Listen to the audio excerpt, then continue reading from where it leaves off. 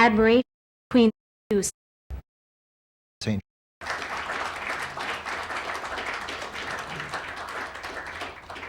For the formal vote of thanks, I'd like to call on a member of the St. John's Executive who is a humanist by academic training and certainly by inclination, yet finds herself now employed amidst the technical world of the oil industry.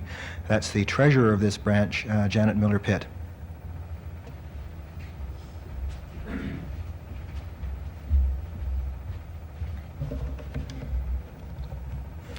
Thank you very much, Dr. Harris. I was grateful this evening to have an excuse not to attend the final sessions of the Hibernia Environmental Impact Assessment Panel Review, which is competing with Ravine just across the way at Queen's College. I, like many others, have been subsumed of late by oil and gas, instead of inflamed with the study of virtue and the admiration of learning, which is the wellhead of the humanities. I must tell you that at no time in the past 2 weeks have I heard a brief on oil and its effect on the humanities. I suggest to Dr. Harris it's not too late if he wants to run across the road. There is still time. In the next 2 decades, we may well know more of the genus and growth of icebergs than we do of ourselves, our island, and our heritage. Humanism provided the cultural soil and classical background for the growth of science or natural philosophy.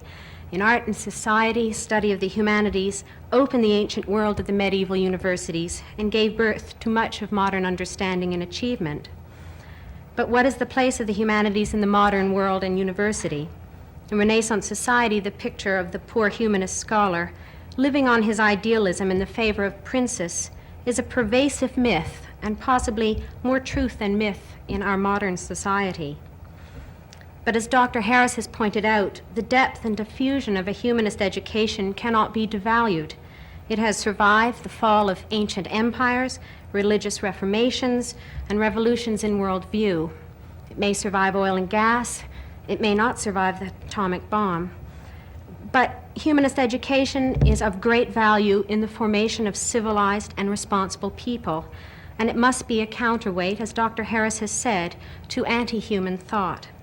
In speaking of the place of the humanities in the modern university, Dr. Harris has talked, like Milton, of the fruits of misspending our prime youth at schools and universities as we do, either in learning mere words or such things as are better unlearned.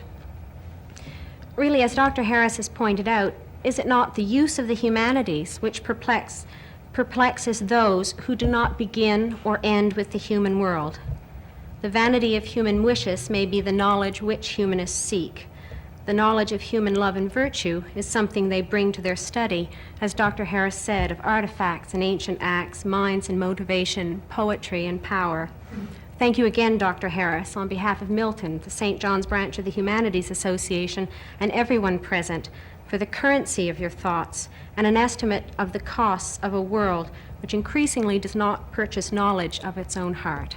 Thank you.